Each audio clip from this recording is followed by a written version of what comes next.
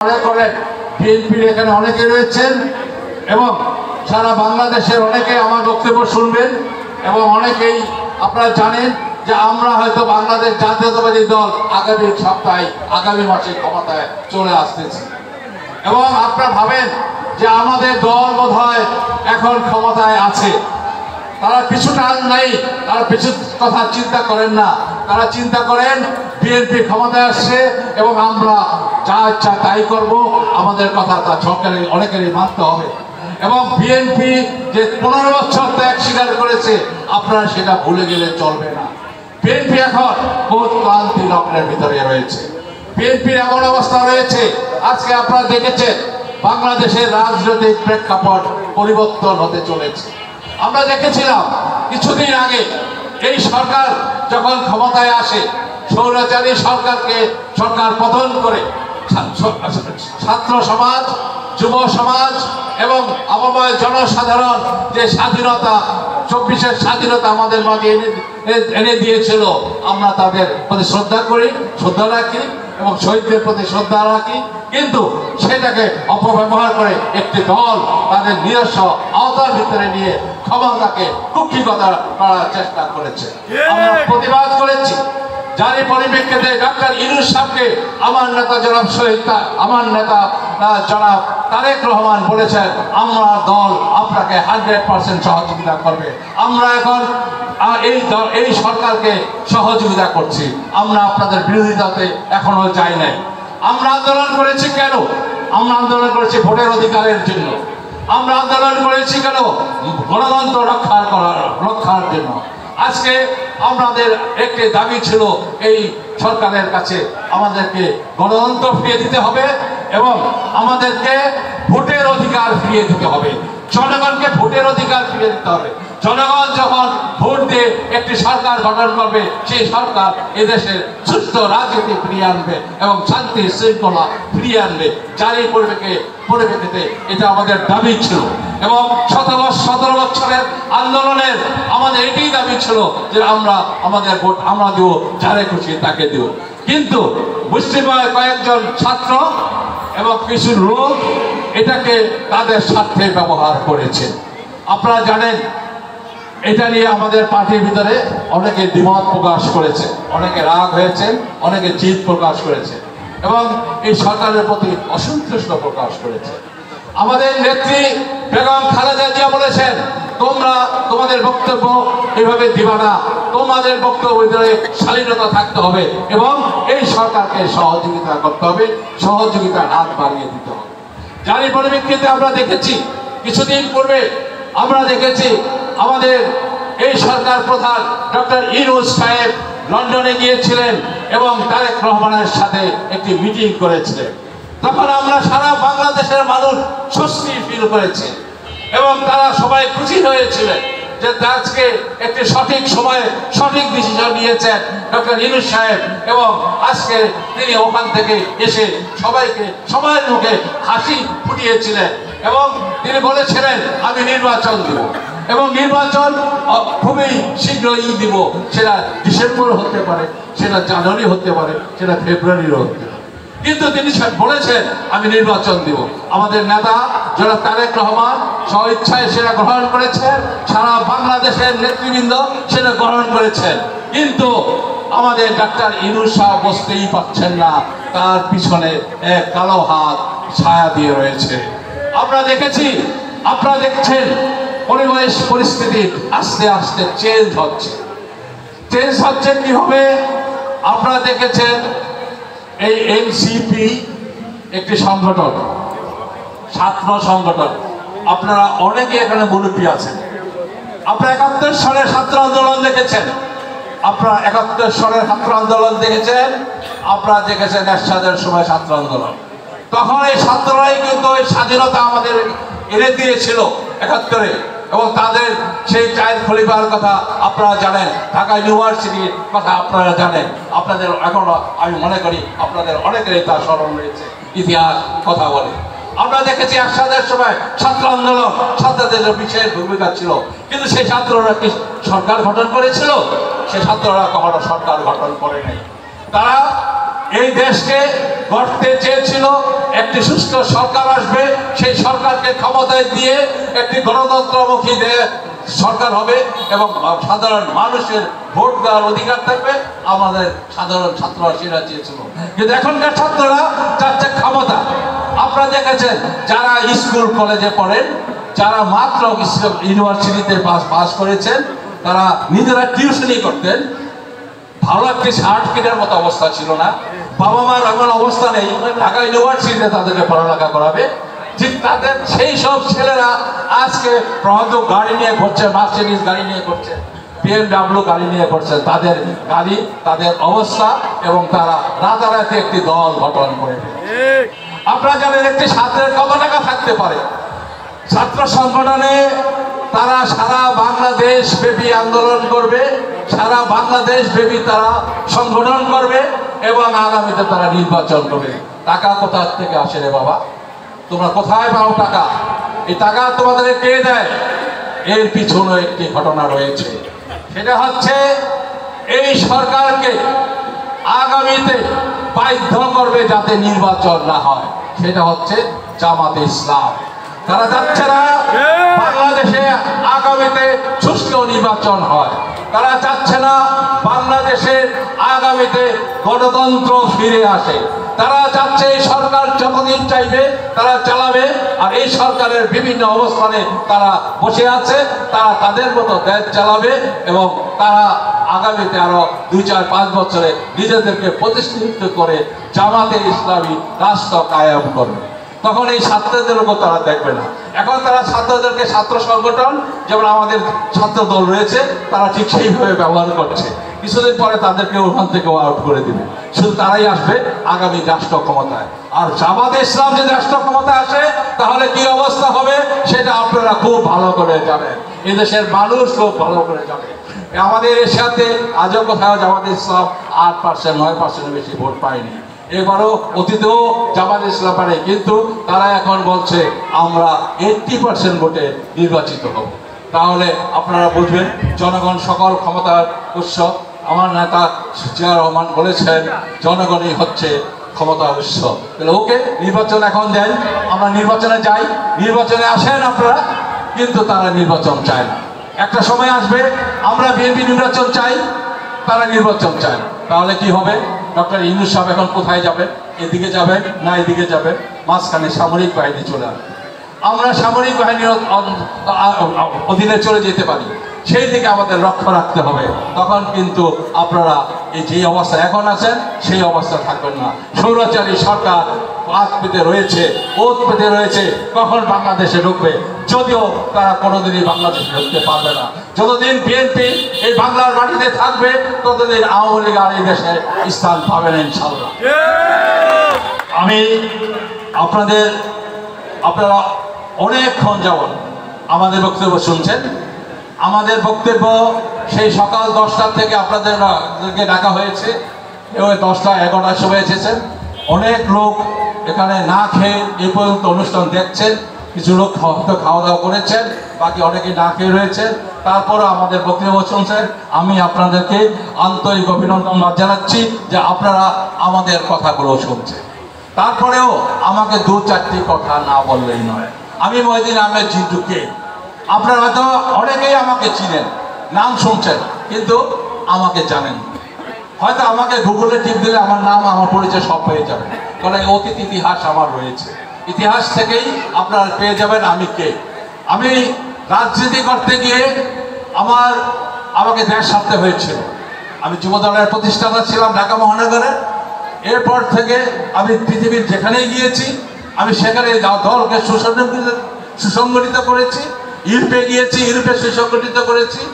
আজকে স্বৈরাচারী সরকারের পতন হয়েছে, আমি দেশে আসার সুযোগ পেয়েছি। আমি দেশে এসে আমি সবাইকে যোগাযোগ করেছি। আপনাদের সকল শরীয়তপুরের নেতাদের সাথে আমার যোগাযোগ হয়েছে। আজকে কিছু কথা আমাকে বলতেই হয়। আমার সাথে প্রথম যোগাযোগ হয়েছিল জনাব কিরণ সাহেবের সাথে। তিনি বলেছিলেন, ভাই আমি তো ইউরোপে আসতে চাই, আমাকে আপনি 5টা মিটিং করতে চাই, আপনি আমাকে মিটিংয়ের ব্যবস্থা করে দেন। আমি আমার ছোট ভাইদের যা আমি সারা ইউরোপ সংগঠন করি, এরা আমাকে শ্রদ্ধা করে সম্মান করে। আমি বলেছিলাম যে ঠিক আছে, ওকে, আপনি কবে আসতে চান? ডিস্ট্রিক্ট কমিটির প্রেসিডেন্ট আমাকে বলছেন আমার এলাকার, আমার শরীয়তপুরের, আমার শরীয়তপুরকে আমি সুসংগঠিত করেছি সারা ইউরোপে না, বিশেষ করে ইটালিতে। সেখানে ইটালিতে বিশাল একটি শক্তি রয়েছে। আমি সেখানে আমার ছোট ভাই নাসির ডালিকে ফোন করে বলেছি, নাসির ডালি তোমাকে অনুষ্ঠান করতে হবে। নাসির ডালি প্রথম আমাকে কিছু কাটাকাটি করলো, তারপরে আরও কয়েকজনকে আমি বললাম, তারা বললে ঠিক আছে ভাই আমরা অনুষ্ঠান করব। এবং সেই অনুষ্ঠানে সে গেলেন। অনেক আলাপ আছে, আমি সেদিকে যাব না। আমার সাথে তার খুব ভালো সম্পর্ক ছিল। আমার সাথে আমাদের কর্নেল ফয়সাল সাহেব, আমি তার সাথে যোগাযোগ করেছি। আমি হায়দার খান তার সাথে যোগাযোগ করেছি। আমি বিদ্যুতের সাথে যোগাযোগ করেছি। আমি বিদ্যুতের ব্যাপারে একটু পরে আসবো। এখানে একটু ঘটনা রয়েছে। আমি আরও এখানে তারা সরকার, সোহেল সরকার, আরও যারা নেতৃবৃন্দ অনেকেই আছেন, তাদের সাথে আলাদা আলাদা যোগাযোগ করেছি যে আমি দেশে আসতে চাই, দেশে আসবো। আমি যখন দেশে আসলাম, আপনারা সবাই আমাকে যে সম্বর্ধনা দিয়েছিলেন, আমি মুগ্ধ হয়েছিলাম, অনেক খুশি হয়েছিলাম। এবং আমি আমার বাড়ি পর্যন্ত ঢাকার থেকে 2 ঘন্টার আগে এখানে আসতে আমার বাড়ি, আমি 10টার সময় রওনা করেছি, রাত্র 9টার সময় আমার বাসায় যেতে পেরেছিলাম। সেখানে আমাকে সর্ব জায়গায় আপনারা সম্বর্ধনা দিয়েছেন। এই জ্বলনি তিনি সহ্য করতে পারেননি, তিনি আর আমার পাশে নাই। এবারে আমি আমাদের ডিস্ট্রিক্ট প্রেসিডেন্ট আমাদের জামাল শরীফ হিরুর সাথে যোগাযোগ করেছি। আমি দেশে আসলাম। আসার পরে আমার প্রিয় আমার এক বন্ধু, আমরা একসাথে কলেজে পড়ালেখা করেছি, মজরু ভাই, সাবেক সেক্রেটারি, আপনারা ছিলেন। তার সাথে আমার প্রায়ই কথা হতো। সে অনেক লোকের লোকে আমার পরিচয়ও করে দিয়েছিল। আমি কিছু শুদ্ধ লোকের সাথে আমার পরিচয় হয়েছিল। যারই পরীক্ষা যাই হোক, আমি তারপর সবার সাথে সাংগঠনিক আলাপ আলোচনা করে আমি যখন আসলাম, আমি হিরু ভাইকে দেখতে গেলাম। হিরু ভাইয়ের শরীরের অবস্থা খুবই খারাপ ছিল। আমি কয়েকদিন পরে সে মারা গেলেন। আমি তার লাশ নিয়ে আসলাম। আসার পরে আমি যাওয়ার সময় আমি নিজেই লাশ হয়ে গিয়েছিলাম, আপনারা সবাই জানেন। ঠিক সেই সময় আপনারা আমাকে রিকোয়েস্ট করেছেন, হিরু ভাই মারা গেছে, আপনারা সবাই আপনি আমাদের মাঝে থাকবেন, আপনাকে আমাদের দরকার। আমি অসুস্থ অবস্থায় ছিলাম। আমি সবাইকে বলেছি আচ্ছা দেখি, কিন্তু একটি প্রমিস করা হয়েছিল সেদিন মাঠে, আপনারা অনেকেই ছিলেন। বলা হয়েছিল যে হিরুর নামে প্রতিষ্ঠান করা হবে এবং শোক সভা করা হবে, অর্ধনির্মিত পতাকা থাকবে। আপনারা সবাই, আমরা তার ব্যাপারে একটি শোক সভা করবো, বিশাল আকারে করবো, সবাইকে নিয়ে শহীদ করে। আমি যখন ভাবছিলাম অসুস্থ থাকা অবস্থায়ও এটা সে করুক, কিন্তু একটি সময় আসার পরে ঠিক আমাকে বলা হলো যে ভাই আপনাকে তো সম্বর্ধনা কেউ দিল না শরীয়তপুরে, আমরা আপনাকে সম্বর্ধনা দিতে চাই। আমি সেই ফাঁকে সবাইকে বললাম আমাকে না, হিরু ভাইয়ের যখন পর্যন্ত, হিরুর জন্য যখন এখনো পর্যন্ত একটা শোক সভা হলো না, তোমরা সেটা করো। সবাই মিলে সেটা করলেন। বিশেষ করে ডিঙ্গামানিক ইউনিয়ন অনলাইন ফোরাম, তারা বিশেষ করে এটা উদ্যোগ নিল। সেই উদ্যোগের পরিপ্রেক্ষিতে আমাদের সেই অনুষ্ঠানটা হলো এবং এই শরীয়তপুরের অনেক লোক ছিল, প্রায় 10,000-এর মতো নেতৃবৃন্দ ছিলেন আপনারা। সেই অনুষ্ঠান আমরা করলাম।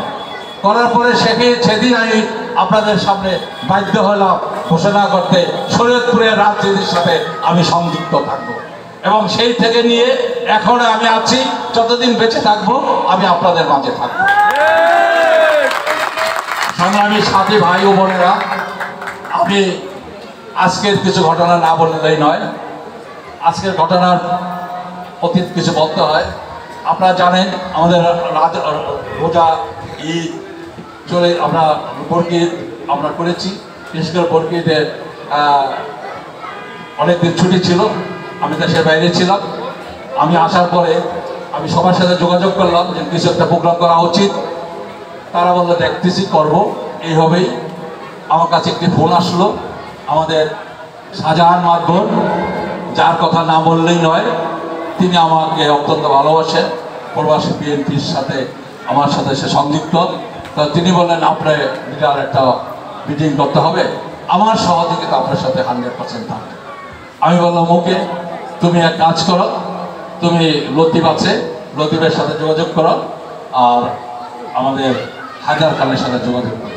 বর্তমানে তারা এখন এই মুহূর্তে নড়িয়াতে আছেন, তারা যোগাযোগ করেন, কেউ কেউ বাইরে আছেন বা ঢাকায় থাকেন। আমি ডাকলাম, তাদের সাথে সে যোগাযোগ করে একটি অনুষ্ঠানের ব্যবস্থা করব। আমি তখন বললাম যে এই অনুষ্ঠানে তুমি কতজনের ভিতরে করতে চাও? বলে যে 100-5 হলে ভালো হয়। পরবর্তীতে দেখতে পাচ্ছি, আজকে দেখলাম প্রায় 2000-এর উপরে আপনাদের লোক হয়েছে, এবং সে খাওয়া দাওয়ার ব্যবস্থা থেকে এই সব কিছুই তিনি এখানে করেছেন। হয়তো আরও কিছু লোক ভাইয়েরা তিনি সহযোগিতা হয়তো কিছুটা করেছেন, কিন্তু তার এইটার উপরে আমি যাদেরকে সহযোগিতা করতে বলেছিলাম তারা শুধু সমগ্র নড়িয়ার বিএনপি নেতৃবৃন্দ এই ব্যাপারে সহযোগের হাত বাড়িয়ে দিয়েছেন। সবাই সশরীরে কাজ করেছেন এবং দাওয়াত দিয়েছেন, আপনারা সবাই আসছেন। গতকালকে রাত্রে আমাকে হুমকি দেওয়া হয়েছে, আমি যদি আসি আমার তো লাশটা এখান থেকে যাবে। আমি বললাম, আমার হাসি পেল, জীবনের কারণে আমি কাউন্টার হিসেবে দেখিনি, আমার সামনে কোনো রংবাজ আমি দেখি নাই, আমার লাইফে মস্তান আমি দেখিনি। হ্যাঁ, তো আবার আমার সামনে মস্তান, আমি হাসি পেল। আমি বললাম তাহলে তো আমাকে আরো 2 ঘন্টা আগে যেতে হবে। এবং তখন আমি কখনো ভাবিনি আমি তাহলে দাওয়াত দেওয়া যাই তাদেরকে। তখন আমি আমার ফেসবুকে লিখলাম আমরা এই 5-8 জন আসতেছি, এবং তাদের কাছে আমার ফেসবুক নাম্বার, তারা আমার ফেসবুক পেয়ে নেওয়া। হ্যাঁ, তো সঙ্গে সঙ্গে তারা পেলেন। তা আমরা আসলাম, ময়দান ফাঁকা, এও নাই। শুনছি রাত্রে নাকি ফটকা ফেলেছিল, কিছু ফটকা ফেলেছে। আমি কি বলবো, যেটা বাচ্চাদেরকে ভয় দেখানোর জন্য, যেটা মহিলাদেরকে ভয় দেখানোর জন্য। কিন্তু তারা জানে না যে 17 বছরে যারা রাজনীতি করেছে তারা এই গোলাগুলি বিরুদ্ধে রাজনীতি করেছে, বোমের বিরুদ্ধে রাজনীতি করেছে। স্বৈরাচারী সরকার, স্বৈরাচারী শেখ হাসিনার কাছে এমন কি অস্ত্র না ছিল যে নাই, তারা ব্যবহার করে না। গুম, হত্যা, জেল, এর বিরুদ্ধে তারা রাজনীতি করে। এই সামান্য কয়টা লোক তাকে ধমকি দিল আর তারা ভয়ে অনুষ্ঠান করবে না, এটা হতে পারে না। যারই পরিপ্রেক্ষিতে আমি দেখতে পেলাম এখানে অনেক লোক, আরো বেশি লোক হয়েছে, জবাব দিয়ে দিয়েছে যে আমরা কি তোমাদেরকে ভয় পাই না, আমরা এই প্রোগ্রামে যাব। এবং এই প্রোগ্রামটা কিসের প্রোগ্রাম? 31 দফার প্রোগ্রাম। কার প্রোগ্রাম? তার 31 দফা বাস্তবায়নের লক্ষ্যে এই প্রোগ্রাম, এবং 31 দফা বাস্তবায়নের লক্ষ্যে যে ডিক্লেয়ার দিয়েছেন সেটা জনাব তারেক রহমান। এটা দায়িত্ব কার? এই দায়িত্ব হচ্ছে এই দেশে এই শরীয়তপুর জেলা বিএনপির প্রেসিডেন্ট এবং এই জেলা বিএনপি কমিটি, এটা তারা করে। তা আমরা আমি সেন্ট্রাল কমিটির মেম্বার, আমি শরীয়তপুরে থাকি, আমাকে দাওয়াত করতে পারে। আমি যখন এই দেশে থাকি, এরা যারা আছেন তাদেরকে দাওয়াত করবে, কিন্তু তাদের কেউ দাওয়াত করবে না। যেমনি ভাবে হিরু ভাইয়ের শোক সভা পালন করেনি, ঠিক তেমনি ভাবে আমাদের নেতা তারেক রহমানের 31 দফা বাস্তবায়নের লক্ষ্যে তারা এখানে একটি মিটিংও করেনি। তারা কি করেছেন? তোমাকে ভালো লেগেছে, তুমি সুন্দর, তোমার শক্তিশালী, তোমার চেহারা ভালো, তোমাকে আমি প্রেসিডেন্ট বানাই দিলাম, তুমি প্রেসিডেন্ট। আমার তোমাকে ভালো লেগেছে, তোমাকে আমি আমার সেক্রেটারি বানিয়ে দিলাম, আগামী বছরতে তুমি সেক্রেটারি হও। তুমি এখানে ভালো না, তুমি বাদ, ঘরে বসাই দিলাম। ঘরে বসাইতে এখানে যারা আছেন আপনারা বলেন কয়জন এখানে বর্তমানে আছেন, কয়জন এখানে সাবেক আছেন? কর্নেল ফয়সাল একটু আগে বললেন তিনি শরীয়তপুর জেলা বিএনপির ভাইস প্রেসিডেন্ট ছিলেন না, আপনি বর্তমানে কি? কিছু না। আপনার এই উপজেলার বিএনপির আপনার সাবেক সভাপতি ছিলেন, আপনি কি এলাকার? তার মানে আপনার মঞ্চে, আমার ডাইনে ভাইয়ের মঞ্চে আমি আপনাদের সামনে প্রমাণ দিচ্ছি যে যারা 17 বছর শহীদ জিয়ার আদর্শকে ধরে রেখেছে, যারা শহীদ জিয়ার জন্য অনেকে জান দিয়েছেন, যারা দেশ ছেড়ে বাইরে রয়েছেন। আমার একটি ভাতিজা, সে আমার মতো ভাতিজার মতো অনেকে আছে, ডালিম আপনারা চিনেন, ও ঢাকাতে আমি শুনলাম ও চালায়। আমাদের বংশের ছেলেরা ঢাকাতে গিয়ে, আপনার বংশের ছেলেরা ঢাকাতে গিয়ে উবার চালাইবো অথবা মোটরসাইকেল চালাইবো, ওইভাবে চলবো, এটা মানে মেনে নেওয়া যায় না।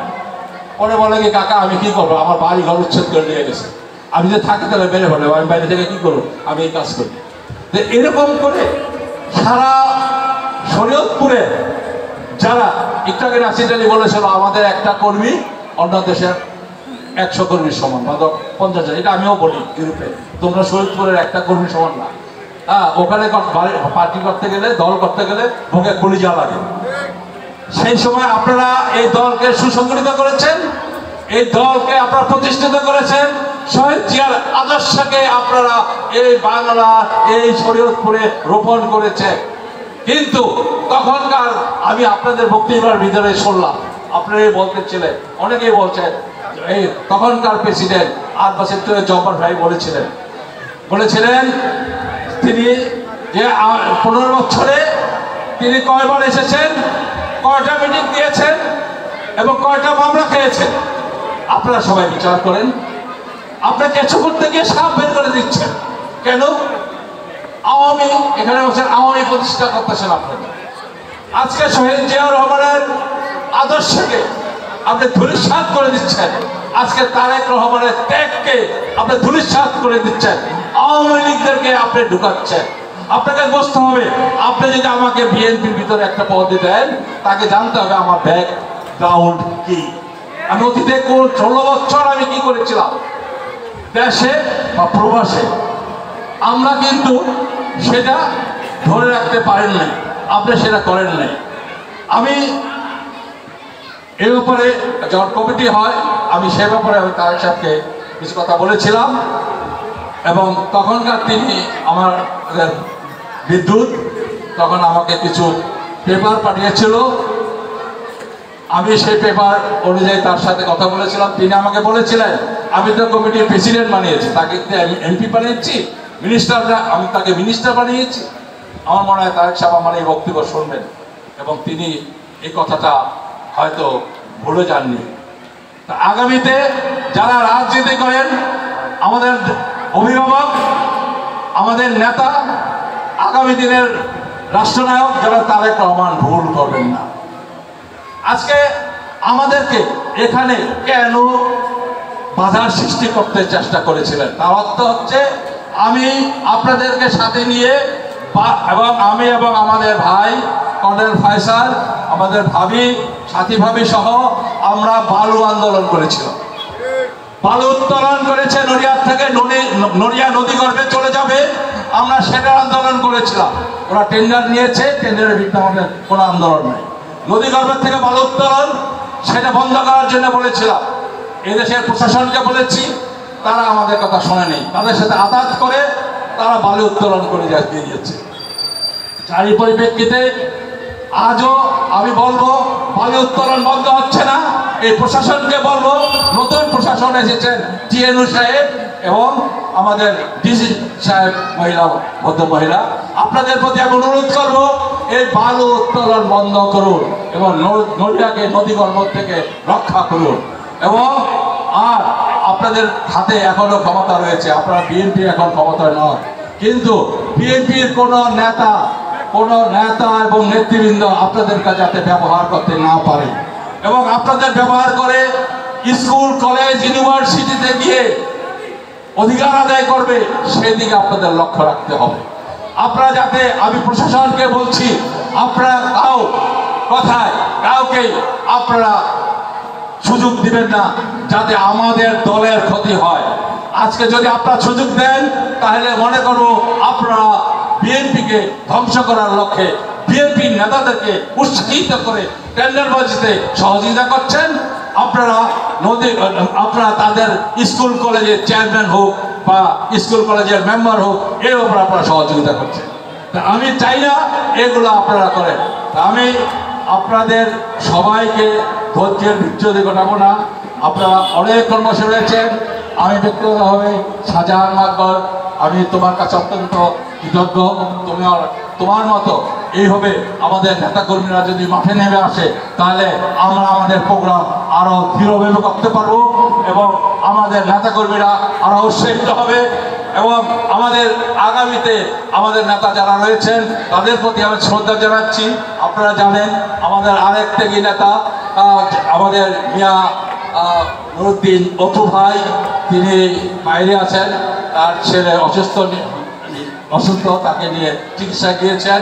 আপনারা তার জন্য দোয়া করবেন এবং আগামীতে আমরা যারা আছি এবং অপু ভাই সহকারে আগামীতে নড়িয়ার মাটিতে, শরীয়তপুরের মাটিতে অন্যায় আমরা হতে দিব না। এ ব্যাপারে আমরা কেন্দ্রের সাথে কথা বলবো এবং কেন্দ্রকে জানাবো, এবং কেন্দ্রে আমাদের এই যে আপনারা যে আজকে যে বক্তব্য দিয়েছে এই বক্তব্যগুলো কেন্দ্রে জানবে। তিনি সবসময় কথায় কথায় বলেন আমি কেন্দ্র আমার পকেটে আমি টাকা দিয়ে কিনেছি, আমি অমুকে কিনেছি, অমুকে টাকা দিয়েছি, ওই ফান্ডে দিয়েছি। এই কথাগুলোর জবাব তিনি অচিরেই পেয়ে যাবেন, খুব তাড়াতাড়ি পেয়ে যাবেন ইনশাআল্লাহ। আপনারা সবাই ভালো থাকেন, সুস্থ থাকেন, আল্লাহ হাফেজ।